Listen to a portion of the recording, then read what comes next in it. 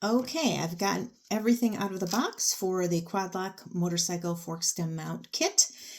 So in the main box here that this came in, we have the actual locking mechanism. We have the tool we're going to be using for installation.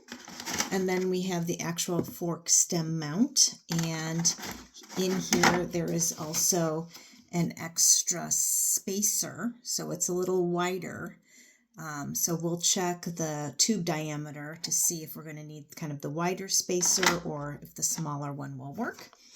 And then we have the vibration dampener, which also comes with its own little tool.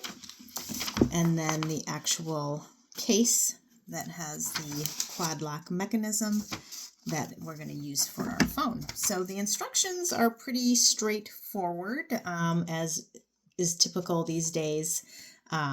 It's just all images and you basically figuring it out from there.